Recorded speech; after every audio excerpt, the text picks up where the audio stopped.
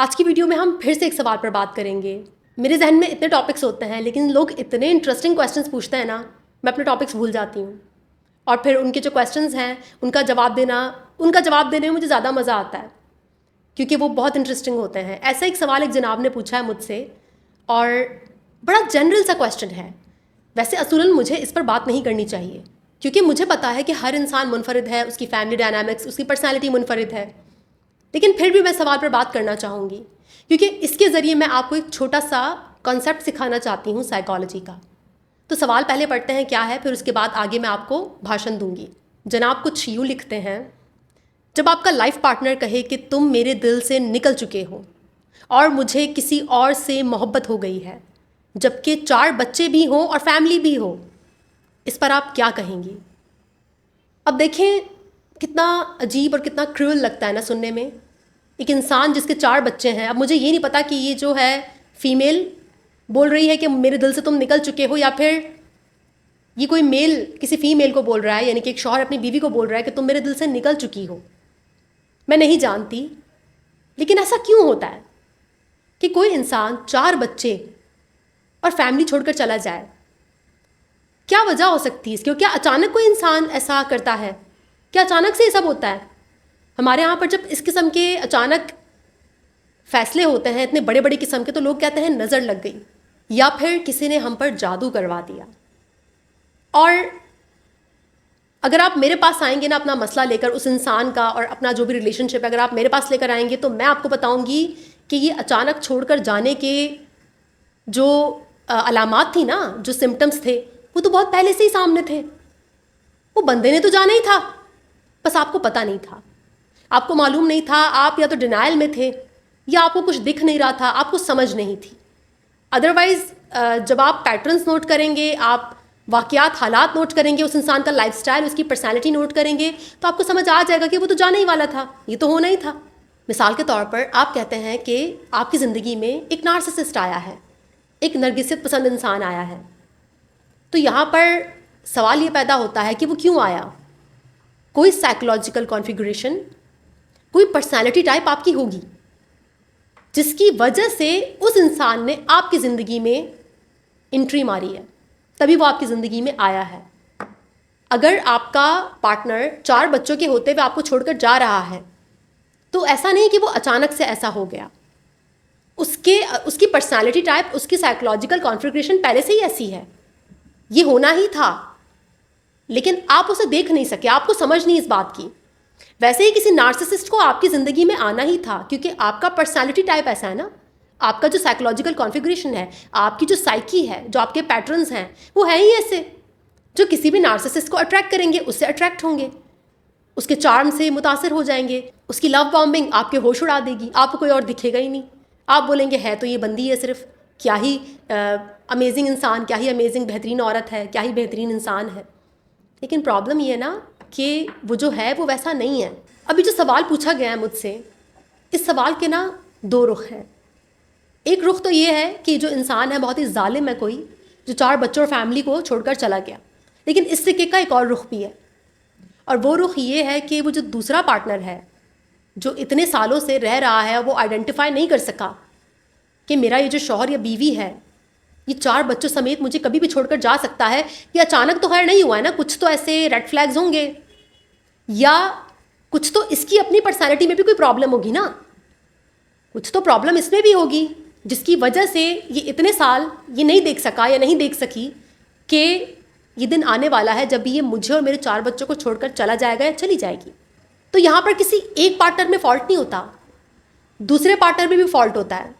किसी भी नार्सिसिस्ट को नार्सिसिस्ट बनने देने में हमारा भी फॉल्ट होता है कि हम अवेयर नहीं होते, हम स्टैंड नहीं लेते, हम खुद भी ऑथेंटिक नहीं होते। हमें भी नार्सिसिस्ट से कुछ ना कुछ चाहिए होता है, वो भी हमारी कोई ना कोई नीड पूरी कर रहा होता है। ये एक बहुत कड़वी हकीकत है जो यहाँ बैठे बहुत से लोग को हजम नहीं होगी, पर मेरा काम यही बोलना है क्योंकि मैंने यही सीखा है। यहाँ पर मैं आपको एक मिसाल देकर समझाती हूँ, थोड़ा आसान अल्फाज में, क्योंकि मेरे ख्याल से मैंने काफ़ी मिक्स कर दिया सब कुछ। अभी कुछ दिनों पहले की बात है, मुझे कुछ वॉइस नोट्स रिसीव हुए, एक खातून ने किए थे। तो उनके मैंने वॉइस नोट सुने।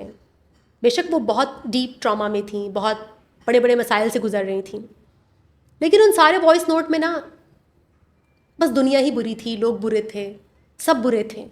कहीं पर भी सेल्फ रिफ्लेक्शन नहीं था, कहीं पर भी ये बात नहीं थी कि यार मेरी क्या गलती थी, मेरे साथ ऐसा क्यों हुआ, ऐसा क्या है मेरी पर्सनालिटी में, ऐसा क्या पर्सनालिटी टाइप है मेरा कि मैं इस इंसान को इतने सालों में समझ नहीं पाई, मैं क्यों नहीं देख पाई वो सब जो मुझे देख लेना चाहिए था। कोई क्वेश्चन नहीं अपने आप से, रोना धोना, विक्टिमहुड में चले जाना कि मेरे साथ बहुत बुरा हुआ। ठीक है, बुरा हुआ आपके साथ, बहुत बुरा हुआ, लेकिन जो चीज़ यहाँ पर मायने रखती है क्यों हुआ, वाई, मेरे साथ क्यों हुआ, ये वाई बहुत ज़रूरी है। तो मैंने उनसे कहा कि देखिए आप टोटल विक्टिमहुड में हैं, और विक्टिमहुड में ना मसाइल के हल निकलते नहीं हैं, क्योंकि मेरा काम एडवाइस देना नहीं है, मैं कोई लाइफ कोच नहीं हूँ, मेरा काम मशवरे देना नहीं है, सही गलत क्या है वो आप लोग भी जानते हैं। मैं थेरेपिस्ट हूँ, और थेरेपी एक बहुत अलग किस्म का डोमेन है, कोई अलग किस्म की चीज़ है बहुत। और वहाँ पर जो एडवाइस है, वैसे तो हम इनसाइट वर्ड यूज़ करते हैं, इनसाइट्स, हम यहाँ पर एडवाइस का वर्ड यूज़ ही नहीं करते थेरेपी में। तो जो इनसाइट्स हैं, ठीक है, थेरेपिस्ट शेयर करता है, कभी कभार वो एडवाइस भी देता है, लेकिन वो थेरेपी का एक बहुत छोटा सा पार्ट है, और वो भी हमें देखना पड़ता है कि क्या जो क्लाइंट है वो उस इनसाइट को एब्जॉर्ब कर पा रहा है, क्या वो उसको समझने की सिचुएशन या कंडीशन में है, क्या वो देख पा रहा है उसे, क्या उसकी बॉडी उसको समझ पा रही है, सिर्फ माइंड नहीं, इंटेलेक्चुअली नहीं, क्या वो उसको बॉडी के लेवल पर एब्जॉर्ब कर पा रहा है। तो ये देखना पड़ता है। तो मैंने उससे कहा देखो मेरा काम आपको एडवाइस देना नहीं है, मेरा काम यहाँ पर अगर मैं कोई छोटा सा एक रोल प्ले करके जा सकती हूँ आपको गाइड करने में, तो वो होगा सेल्फ रिफ्लेक्शन। विक्टिमहुड से बाहर निकलें, अपने एक्शंस की रिस्पॉन्सिबिलिटी उठाएं और देखें कि आपसे क्या गलतियाँ हुई, क्या मिस्टेक्स हुई कि आपको इस दौराहे पर लाकर खड़ा कर दिया आपकी किस्मत ने। किस्मत क्या है? पैटर्न्स हैं, आपके पैटर्न्स जिन्हें आप रिपीट करते हैं। तो मैंने उन खातून को आसान अल्फाज में उनके हालात के मुताबिक, जो भी उनके हालात थे उसके मुताबिक सेल्फ रिफ्लेक्शन में थोड़ा सा 0.001% हेल्प किया कि वो थोड़ा उस विक्टिमहुड से बाहर निकले। वो बेचारी नहीं है, बेचारापन, बेचारा होना, कोई भी इंसान आके पहली बार तो आपके 2 आंसू साफ कर लेगा, किसी को भी आपकी सैड स्टोरी सुनने में इंटरेस्ट नहीं है सिवाय आपके थेरेपिस्ट के, सीरियसली। बाकी कोई भी आपकी सैड स्टोरी नहीं सुनना चाहता। हाँ, अगर कोई बहुत प्यार करता है आपसे तो वो अलग बात है, पर आपकी स्टोरी सुनने में किसी को इंटरेस्ट नहीं है। तो यहाँ पर अगर मैं अपने नज़रिए से बात करूँ, उन खातून के वॉइस नोट सुनकर मैं यही कहूँगी कि उनकी बहुत गलतियाँ थीं।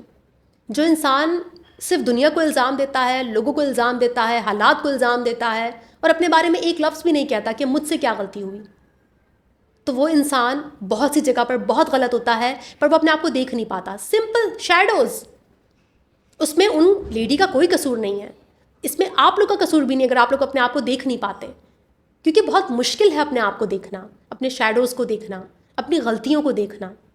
आप क्या करते हैं, क्या नहीं करते हैं, उन सबको आइडेंटिफाई करना बहुत मुश्किल काम है।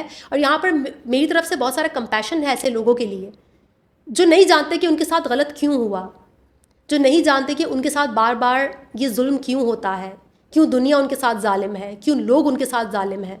पर अगर आप ये वीडियो देख रहे हैं तो एक बार जब आप अपना जाविया बदलेंगे ना, और आप पूछेंगे कि मैं क्यों, वाई मी, मुझसे क्या गलती होती है, मेरे अंदर क्या प्रॉब्लम है, क्यों ये आदमी, ये औरत 4 बच्चों और मुझे छोड़कर चला गया या चली गई, कुछ तो था ना, क्या बुनियाद थी उस रिश्ते की जहाँ पर 4 बच्चों के होते हुए भी इंसान छोड़कर चला गया। तो पूरी एक हिस्ट्री होती है ऐसे रिलेशनशिप की, बहुत गहरी हिस्ट्री होती है, गहरा पास्ट होता है जिसको कंगालना पड़ता है कि ऐसा क्यों हुआ किसी कपल के बीच में।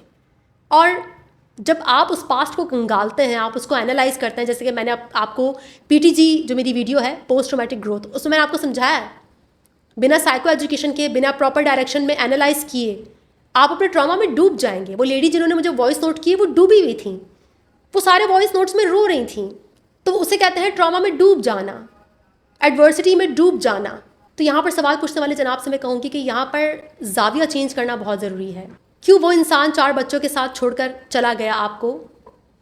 अगर उससे थोड़ा हटकर सोचा जाए कि क्यों मेरे साथ ऐसा क्यों हुआ, ऐसी कौन सी कंडीशंस थीं जो मैंने फुलफ़िल की और उसके बाद ये हादसा मेरे साथ दरपेश आया।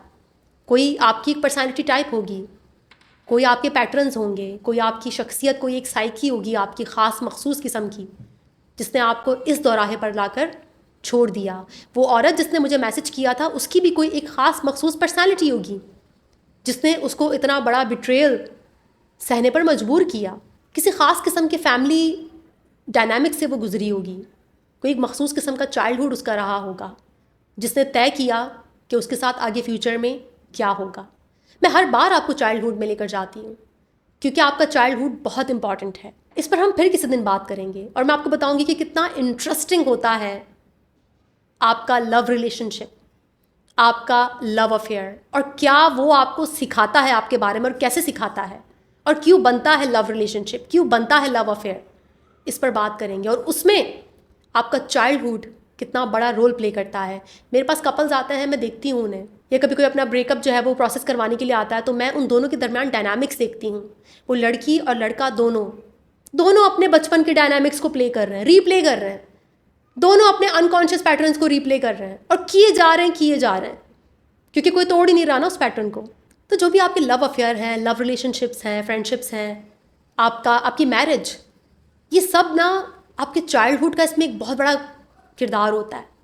और क्या किरदार होता है इस पर मैं एक अगली वीडियो बनाऊंगी और आपको एक एग्जाम्पल के ज़रिए समझाऊंगी कि किस तरह से लोग फंस जाते हैं रिलेशनशिप में, स्टक हो जाते हैं, और उसके पीछे उनके चाइल्डहुड डायनामिक्स होते हैं, डीप अनकॉन्शियस साइकोलॉजिकल पैटर्न्स यही रोल प्ले कर रहे होते हैं।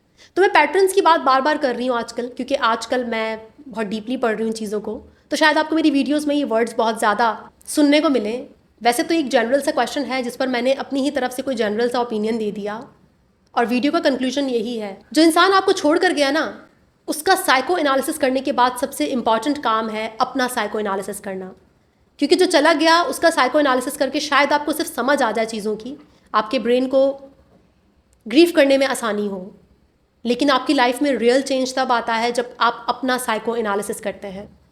साइको एनालिसिस बहुत ज़रूरी है, उसके बगैर आप अपनी लाइफ में अपने मसलों से कभी उभर नहीं पाएंगे, उन्हें सिर्फ कारपेट के नीचे छुपाते फिरेंगे।